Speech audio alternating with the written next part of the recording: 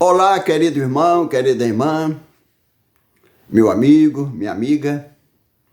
Dou graças a Deus por estar aqui mais uma vez para um vídeo da Palavra de Deus. Quero apresentar, pela graça de Deus, um vídeo muito importante. Eu quero que você vá até o final e não pare pelo caminho. Divulgue esse vídeo e coloque aí o seu joinha. E que Deus possa abençoar, que esse vídeo alcance muitas almas. São vídeos esclarecedores. E eu creio piamente que muitas dúvidas vão desaparecer. Porque são verdades claras, mais claras como a luz do sol. Espero que Deus te abençoe a sua vida. Deus abençoe nossas famílias, que possamos estar atentos a uma luz que alumia. Não podemos recorrer a fontes duvidosas para encontrarmos a verdade. Nós temos a Bíblia e temos o Espírito de Profecia, que são livros maravilhosos para o nosso ensino. Se buscarmos outras fontes, se andarmos atrás de teologia, filosofia, escatologia, e nós estamos no tempo de muita filosofia, estamos no tempo de muitas escolas teológicas, mas a única fonte segura é a Bíblia e Espírito de Profecia. Como diz Isaías 8:20, a lei e ao testemunho. Se eles não falarem segundo estas palavras, nunca verão a alva. Então eu quero apresentar verdades bíblicas e Espírito de Profecia. Quero mostrar hoje, pela graça de Deus, a reforma, a Igreja de Deus na profecia. O movimento de reforma não foi criado por um membro leigo ou tampouco por alguns pastores adventistas do sétimo dia. Não. A reforma profetizada, ela está na profecia de Ellen White. Deus restaurou o dom profético em 1844. E a igreja que não tem o dom profético é uma igreja cega, porque o dom de profecia é o olho da igreja. Então quero o texto básico para a abertura deste estudo, a reforma na profecia. Está em Isaías 58, versículo 12. Os que de ti procederem edificarão os lugares antigamente assolados, e levantarás os fundamentos de geração em geração. E chamar-te-ão reparador das roturas e restaurador de veredas para morar. Esse texto é um texto profético muito importante, que encaixa nas profecias dos últimos dias. Agora eu não vou buscar uma outra fonte para explicar esse texto. Vou pegar comentários bíblicos da profetisa.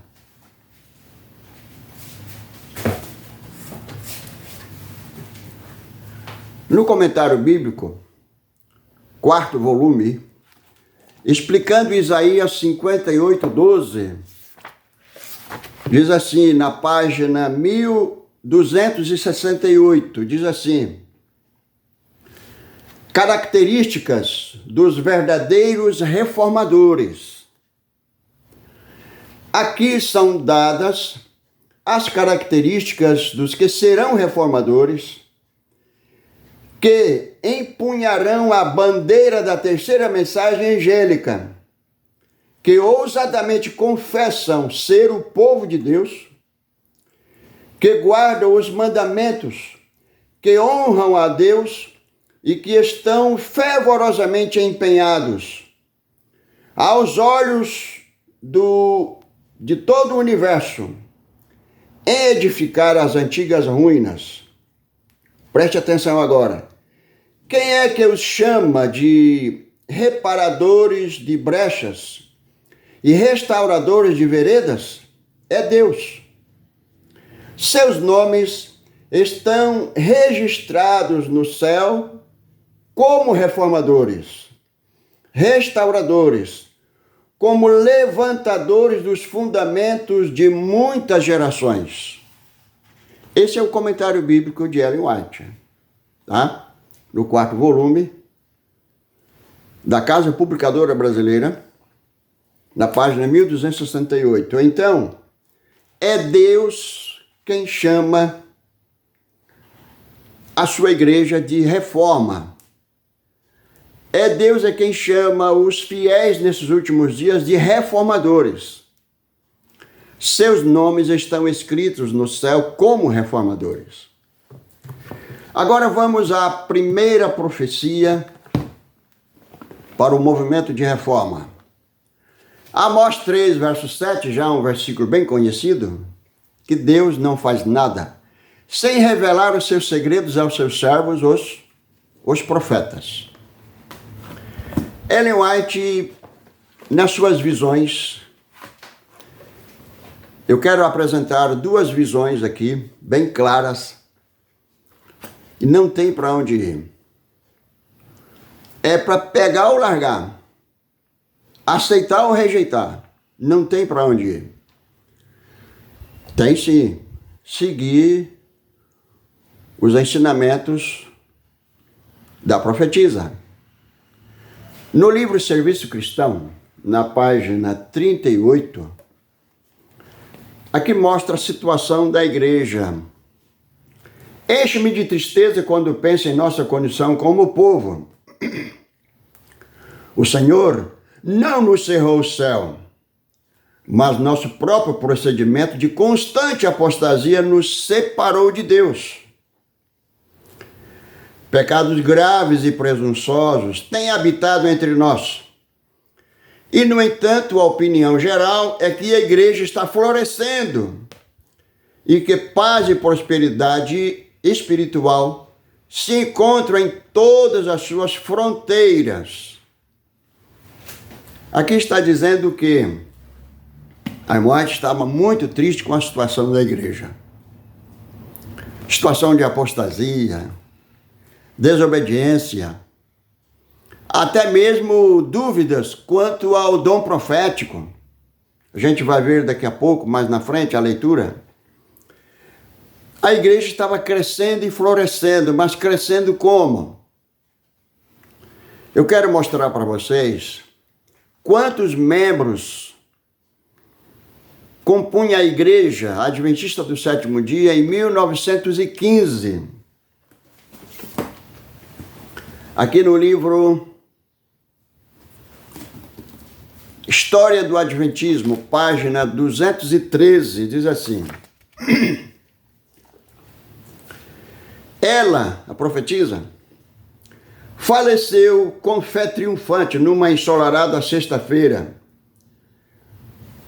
à tarde, dia 16 de julho de 1915. Suas últimas palavras a seu filho foram: eu sei em quem tenho crido. Ela havia visto os adventistas, observadores do sábado, crescerem de um punhado para 137 mil. Ela viveu a vida e realizou a obra de uma profetisa digna. Sua última aparição pública fora num programa religioso no Colégio da União do Pacífico. Fraca e débil, ela foi fisicamente assistida por 2 pastores para chegar até o púlpito. Sua mensagem naquele dia foi um desafio à juventude adventista para levantar-se, concluir a obra e ganhar almas para Jesus,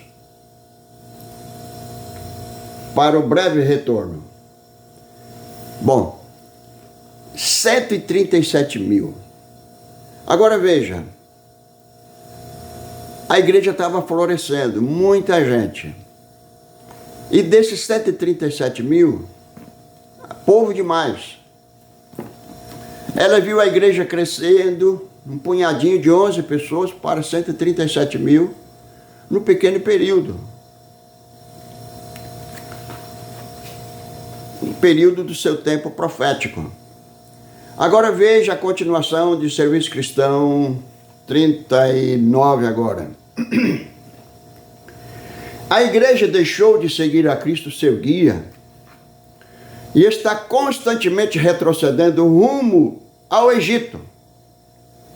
Todavia, poucos ficam alarmados ou atônitos com sua falta de poder espiritual.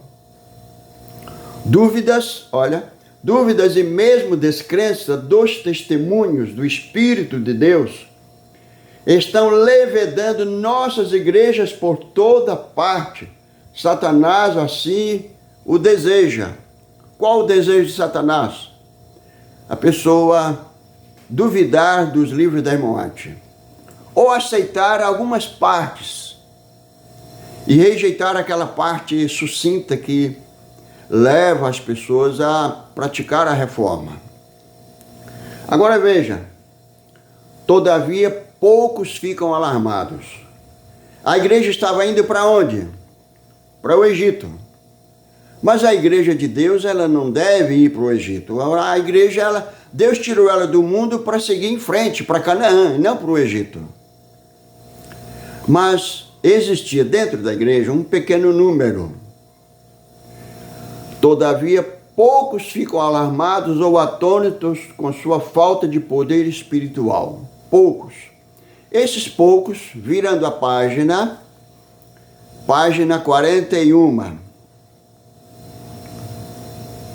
É uma solene declaração que faço à igreja, de que nenhum entre 20 dos nomes que se acham registrados nos livros da igreja está preparado para finalizar sua história terrestre e achar-se-á tão verdadeiramente sem Deus e sem esperança no mundo como pecador comum. Professam servir a Deus, mas estão servindo mais fervorosamente a Mamon.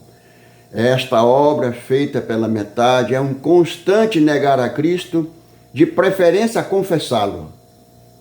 São tantos os que introduziram na igreja seu espírito não subjugado e inculto.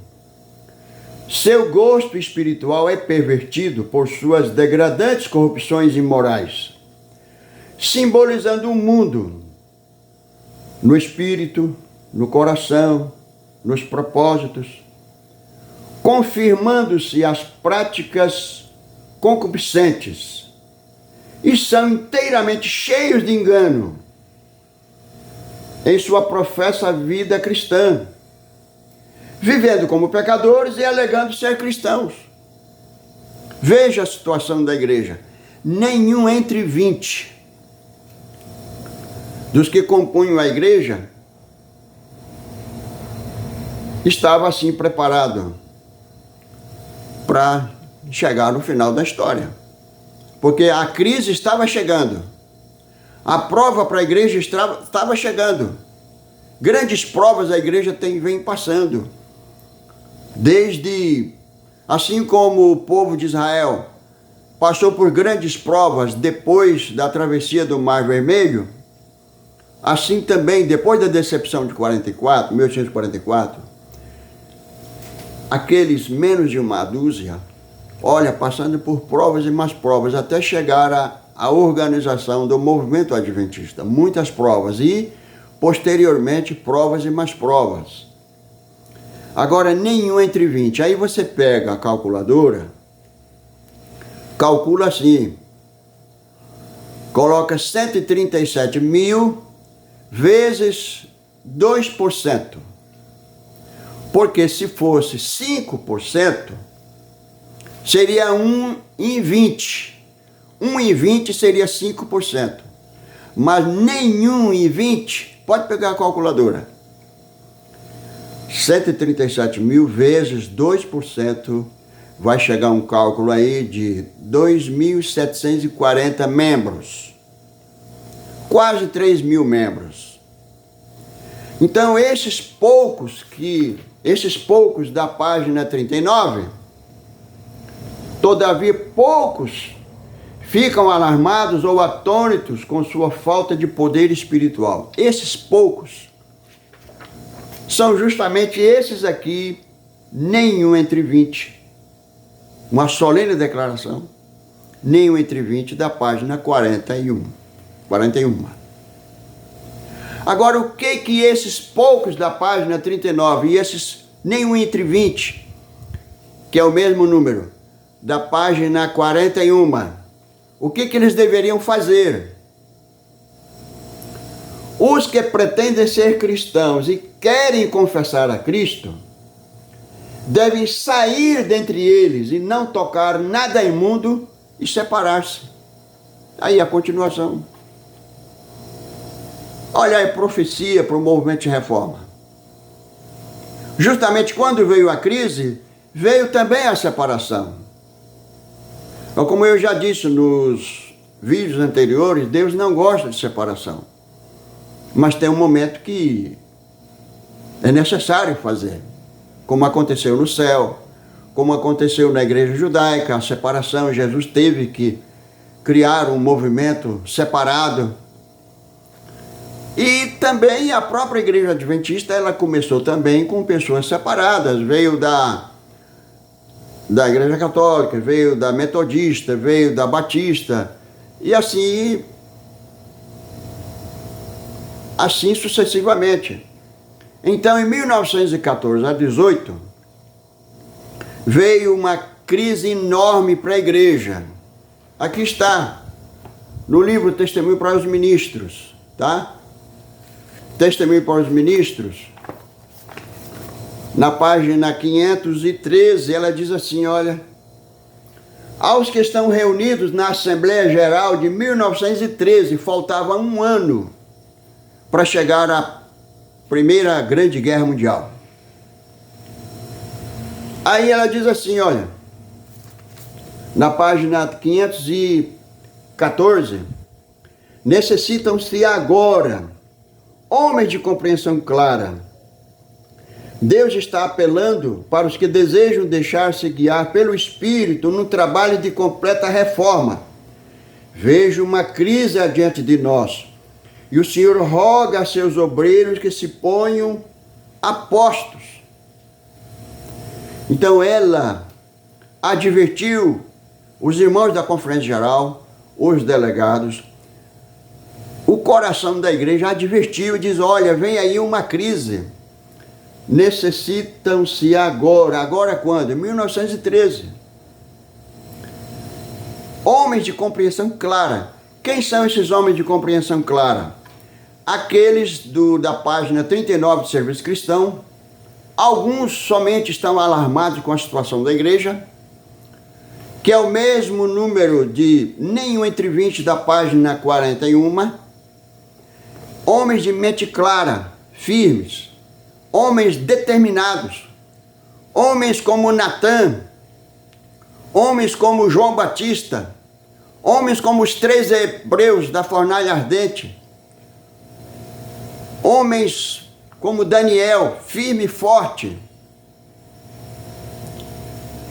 Esses homens existiam, poucos apenas. E aí ela disse, olha, os que pretendem ser cristãos têm que separar, têm que sair. E aí, continuando o serviço cristão, na página 42, diz assim, é chegado o tempo para se realizar uma reforma completa. aliás, ainda continuando agora, o segundo parágrafo. Tem que ocorrer um reavivamento e reforma sob o ministério do Espírito Santo. Reavivamento e reforma são duas coisas diferentes. Reavivamento significa renovação da vida espiritual, uma vivificação das faculdades do espírito e do coração, um ressurgimento da morte espiritual.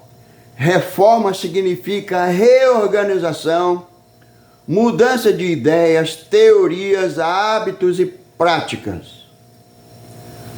Aqui ela não diz que reforma seria uma nova organização, não. Reforma significa reorganização, mudança de ideias, teorias, hábitos e prática. Essa reorganização foi feita em 1925. Por quê? O movimento de reforma, acompanhando a história, aqueles que foram expulsos da igreja judaica, formou-se a igreja cristã. Eu tenho falado isso nos outros vídeos. Os que foram expulsos da igreja batista, da igreja metodista e de outras mais, formaram o movimento adventista. E também os que foram expulsos agora, durante a Primeira Grande Guerra Mundial, formou-se então o movimento de reforma. Foi feita a reorganização, mudança de ideias, não mudança de doutrina, mas refazendo, renovando os pilares, tapando as brechas, restaurando o muro, veredas para morar. Essa é uma profecia maravilhosa. Agora tem outra. Vem outra profecia. Essa outra profecia está Mateus capítulo 21. Mateus capítulo 21. Versículos 33 até o 44 é a parábola dos lavradores maus. Jesus contou essa parábola e depois que ele contou a parábola, no versículo 45 diz assim, e os príncipes dos sacerdotes e os fariseus, ouvindo estas palavras, entenderam que falava deles. No conteúdo dessa parábola, os fariseus entenderam que Jesus estava falando deles. Os judeus entenderam que estava falando deles. Aqui o versículo 41. Dizem-lhe eles, dará afrontosa morte a esses maus e arrendará a vinha a outros lavradores, que a seu tempo lhe dei os frutos. E aí Jesus disse claramente no verso 43, portanto eu vos digo que o reino de Deus vos será tirado e será dado a uma nação que dê os seus frutos. Jesus avisou que o reino seria tirado e seria dado a outros. A irmã White também avisou a igreja adventista que também seria dado a outros. Olha só, no livro, segundo volume Seleta Mundial, 162. Irmãos, se continuares a ser tão preguiçosos, tão mundanos, tão egoístas como tendes sido, certamente Deus vos passará por alto e tomará aqueles que cuidam menos de si mesmo, são menos ambiciosos de honras mundanas, e não hesitarão em sair, tem que sair, como fez seu mestre, fora do arraial, levando o vitupério. a obra será dada àqueles que lançarão mão dela, que apreciam, que lhe entretece os princípios na vida diária. Deus escolherá homens humildes que buscam glorificar-lhe o nome, promover-lhe a causa, de preferência a honrar e prosperarem-se a si mesmos. Ele suscitará homens que não possuem tanta sabedoria do mundo, mas que estão ligados com ele e buscarão conselhos e forças do alto. Então, esses que foram expulsos durante a guerra de 1914 a 18, eles buscaram forças do alto. E Deus iluminou, porque já estava escrito. A reforma já estava na profecia. A profecia já dizia que aqueles que quisessem ser firmes tinham que sair, separar-se, porque o povo de Deus é um povo separado. Agora vamos à vinha, no livro, ainda, segundo volume seleto, página 81. Olha só. O Senhor plantou sua igreja como uma vinha em campo fértil. Com mais terno cuidado, ele a cultivou para que produzisse frutos de justiça. Sua linguagem é: que mais se poderia fazer a minha vinha que ele não tenha feito? Mas essa vinha plantada por Deus inclinou-se para a terra, prendeu suas gavinhas em volta de suportes humanos. Seus ramos se estendem por toda parte, mas produz fruto de uma videira degenerada. O Senhor da vinha declara: esperando eu que desse uvas, veio produzir uvas bravas. O Senhor concedeu grandes bênçãos à sua igreja. A justiça exige que ela devolva esses talentos com juros. Como outrora, como aumentaram os tesouros da verdade confiados à sua guarda, também aumentaram as suas obrigações. Mas em vez dela desenvolver-se nesses dons e avançar rumo à perfeição, ela volveu atrás daquilo que alcançara em sua experiência anterior. Ela volveu atrás. A mudança em seu estado espiritual processou-se gradualmente, quase imperceptivelmente. Então podemos ver aqui a vinha plantada por Deus. Agora, essa vinha, que vinha é essa? Para comprovar que essa vinha é a igreja, a gente vai mostrar outra visão aqui para confirmar essa da vinha, da Bíblia aí, segundo volume seleto 81. Agora é o terceiro volume seleto 296. 296 diz assim: acordei muito aflita, adormeci de novo. Pareceu-me estar numa grande multidão. Uma pessoa de autoridade falava à congregação e perante ela se achava um mapa mundi. Disse que o mapa retratava a vinha do Senhor, que tem de ser cultivada. Então, o mapa mundi, que estava na mão de uma pessoa de autoridade, esse mapa mundi representa a igreja. Essa visão aqui já foi uma outra posterior, que na mesma página 296 tem aqui: nas visões da noite passou diante de mim uma cena muito impressiva. Vi uma imensa bola de fogo cair no meio de algumas lindas habitações, destruindo-as imediatamente.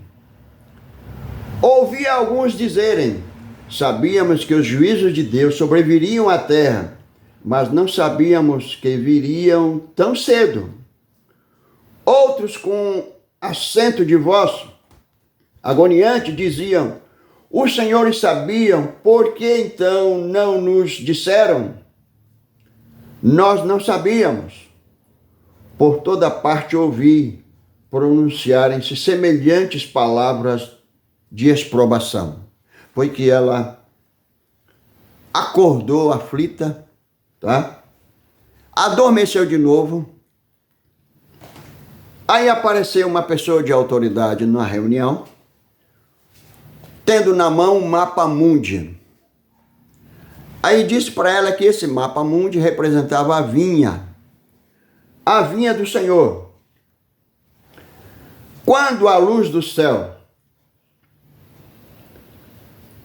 incidisse sobre qualquer pessoa, esta deveria refleti-la sobre outras. Luzes deveriam ser acesas em muitos lugares. E nessas luzes, outras ainda deveriam ser acesas. Foram repetidas as palavras por aquela pessoa de autoridade, né? Repetidas as palavras para ela. Vós sois o sal da terra, vós sois a luz do mundo. Aí nessa visão ela ainda diz: vi raios de luz provindo de cidades e vilas, dos lugares altos e baixos da terra. A palavra de Deus era obedecida. Em resultado, se achavam em cada cidade e vila monumentos seus. Sua verdade era proclamada através de todo o mundo. Aquele mapa, o mapa mundi, que simbolizava a igreja, ela viu isso em todo mundo. É colégio, é igreja, é instituição, é hospitais, jatos de luz assim vindo de todo lugar. Aí ela ficou impressionada. Poxa, se a gente parar por aqui, a gente vai dizer o seguinte: não, essa profecia não se refere à reforma. Porque a reforma está em apenas 140 países.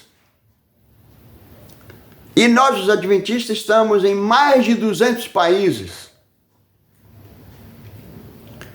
Então, essa profecia aí se refere à igreja adventista e não à reforma.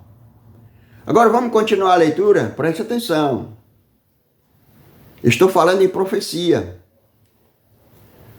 E o profeta que recebe alguém como profeta terá o galardão de profeta. Então, eu recebo, pela graça de Deus, a Ellen White como profetisa. E eu quero, pela graça de Deus, receber o galardão do profeta. Mateus 10, 41.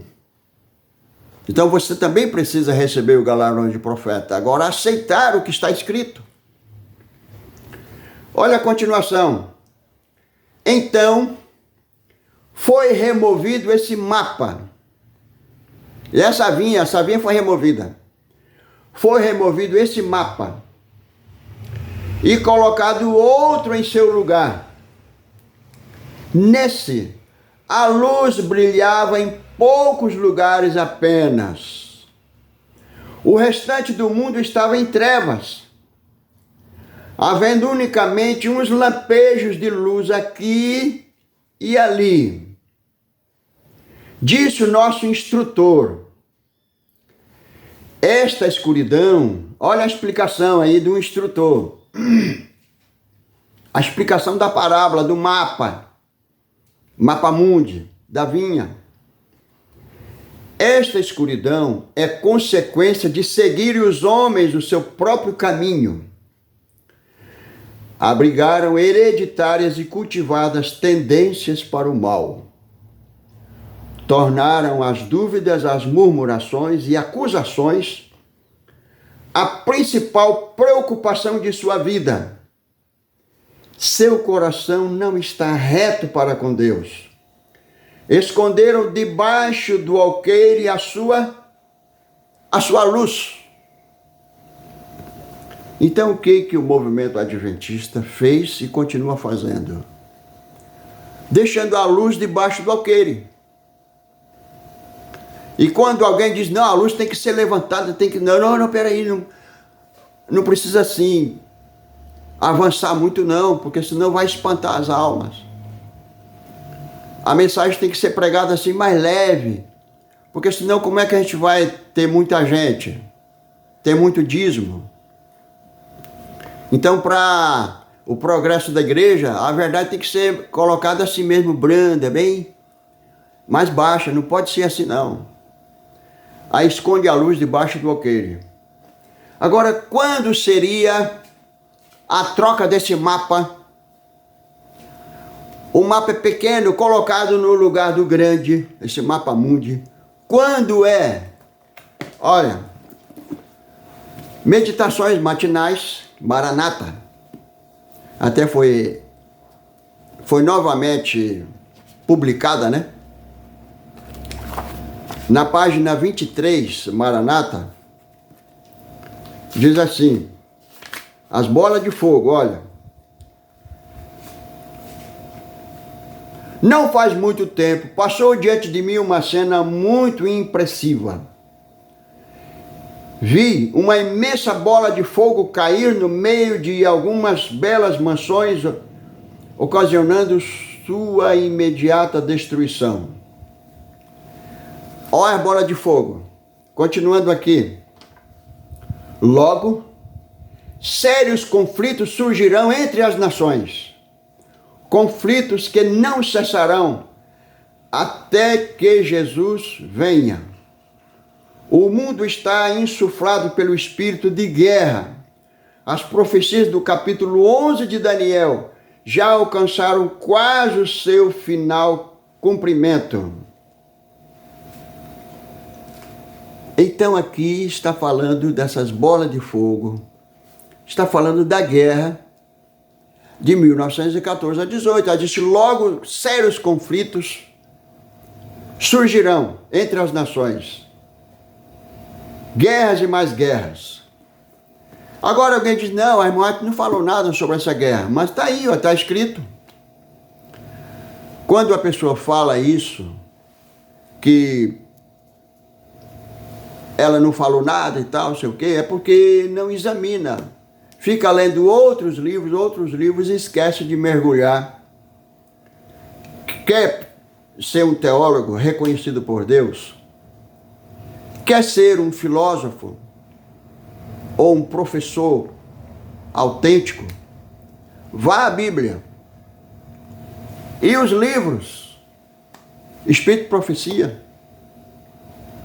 Em vez de mergulhar, aí vai em outros livros, aí se perde. O que Jesus falou para os judeus, em Mateus 22, verso 39, errais, não conhecendo as Escrituras, nem o poder de Deus. Então nós erramos por não examinarmos. Mas quando vai examinar, aí descobre. Nesse livro aqui, olha, O Dom de Profecias no Púlpito, da Casa Publicadora Brasileira, na página 73, traz o mesmo texto que está na Meditações, aliás, no Mensagem aos Jovens, página 89. Aqui deixa bem claro, olha, profecia sobre a Primeira Guerra Mundial. Profecia sobre a Primeira Guerra Mundial. Aproxima-se a tempestade. Precisamos aprontar-nos para a sua fúria, mediante arrependimento para com Deus e fé em nosso Senhor Jesus Cristo. O Senhor se levantará para sacudir terrivelmente a terra. Veremos aflições por todos os lados. Milhares de navios serão arremessados para as profundezas do mar. Esquadras se submergirão, sendo sacrificadas milhões de vidas humanas. Irromperão inesperadamente incêndios que nenhum esforço humano será capaz de extinguir. Os palácios da terra serão varridos pela fúria das chamas, tornar-se-ão mais e mais frequentes os desastres de estradas de ferro, confusão, colisões e morte, sem um momento de advertência, ocorrerão nas grandes vias de comunicação. Comentário da própria Casa Publicadora. Em julho de 1914, teve início a Primeira Guerra Mundial, na qual se envolveram países de todos os continentes, e as palavras de Ellen White tiveram seu cumprimento. Então, por isso que, quando se fala aproxima-se a tempestade, se referindo à Primeira Grande Guerra Mundial, aí vem aqui o livro Grande Conflito, que ela escreveu pouco também antes da Primeira Guerra Mundial. Ela escreveu assim, olha: ao aproximar-se a tempestade, uma classe numerosa que tem professado fé na mensagem do terceiro anjo, mas não tem sido santificada pela obediência à verdade, abandona sua posição, passando para as fileiras do adversário. Aqui Ellen White está escrevendo para a igreja. Ao aproximar-se a tempestade, uma classe numerosa que tem professado fé na mensagem do terceiro anjo. O único povo que professa a mensagem do terceiro anjo é o povo adventista.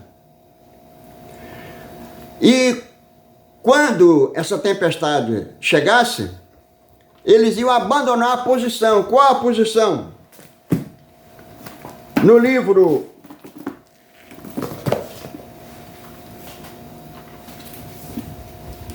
Nesse livro aqui, Grande Movimento Adventista, na página 58, mostra a posição da igreja. Escolher o nome Adventista Sétimo Dia.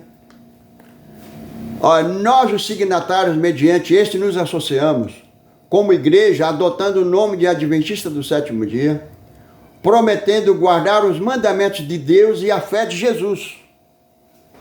Essa foi a posição da igreja quando foi organizada em 1861 a 63. E na profecia aqui, no cumprimento da profecia, essa classe numerosa abandonaria a posição, passando para as fileiras do adversário, unindo-se ao mundo, participando de seu espírito, chegaram a ver as coisas quase sobre a mesma luz, e em vindo à prova, estão prontos a escolher o lado fácil e popular. Que prova? Aquela prova que a irmã White fala. Somos provados dia a dia, e a grande prova estava chegando, que era a Primeira Grande Guerra Mundial. E agora, homens de talento, de maneiras agradáveis, que se haviam já regozijado na verdade, empregam sua capacidade de enganar e transviar as almas. Dizendo, não, esse movimento aí é um movimento inventado pelos homens. Não precisa apresentar a verdade assim de uma forma tão chocante. Pega mais leve, porque senão, como é que faz? Tornam-se os piores inimigos de seus antigos irmãos. Queridos irmãos e amigos,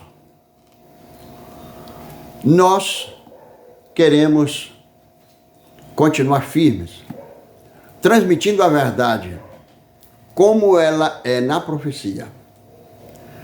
Não podemos mudar os marcos antigos. Profecia para a reforma está aí. Serviço Cristão 38, 39, 41 diz que tinha que fazer reorganização. Em 1925 foi feita essa reorganização, voltando às origens, porque a irmã White diz aqui, no segundo volume seleto, olha, precisamos agora recomeçar novamente. Ela disse recomeçar novamente, quer dizer, voltar e pegar em frente. Cumpre entrar nas reformas de alma, coração e vontade. Os erros podem estar encanecidos pela idade.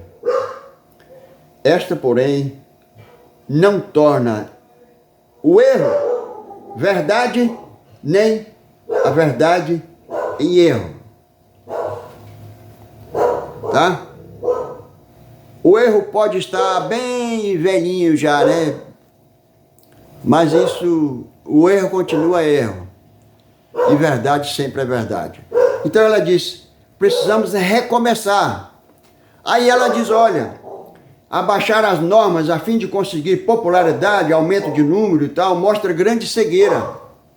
Aquele mapa mundi, né? O mundo que vinha, olha, luz por todo lado, igreja, colégios, hospitais, tanta coisa. Mas aí ela viu que esse mapa foi removido e colocado um outro pequeno no lugar do grande. Pela graça de Deus, nós estamos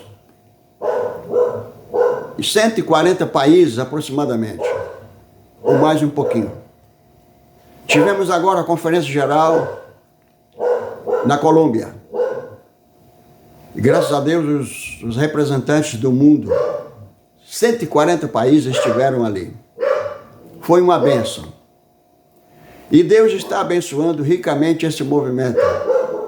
Agora, 231 do mesmo livro, segundo volume seleto, olha só, para concluir, não são numerosas instituições, grandes edifícios ou larga ostentação o que Deus requer, mas a ação harmoniosa de um povo peculiar, um povo escolhido por Deus, precioso. Cada um deve ficar em sua sorte e lugar, pensando, falando e agindo em harmonia com o Espírito de Deus. Então, e não antes, será a obra um todo completo, simétrico. Então não são largas instituições, grandes edifícios que Deus requer, mas uma ação harmoniosa. É claro que nós temos que estender as tendas, temos que construir edifícios, construir igrejas, hospitais, mas tudo dentro dos parâmetros da palavra de Deus, tudo dentro do padrão. E os hospitais que a irmã White viu em visão, não foram hospitais com drogas, não. Foram hospitais segundo existe no movimento de reforma. Os métodos naturais, os médicos da natureza, os 7 médicos da natureza, luz solar, água, alimentação, carvão e assim por diante. Os produtos da terra como remédio, não é com drogas. E assim, graças a Deus, nós temos uma clínica em Curitiba, no Paraná, e temos em outros lugares, temos editoras também, no Brasil e em outros lugares também. E louvado seja Deus, não é muita coisa, mas não é a grande instituição que Deus requer, grandes edifícios. E Sofonias disse, deixarei no meio de ti um povo humilde e pobre. Que Deus nos abençoe, que Deus nos dê a sua graça. Estou orando para que as almas sinceras que estão em todos os lugares possam ouvir a voz de Deus e se unir ao remanescente, como Jesus disse. Tenho outras ovelhas que não são deste aprisco. Convém agregá-las e haverá um só rebanho e um só pastor. Que Deus nos abençoe, nos dê a sua graça e até o próximo vídeo. Amém?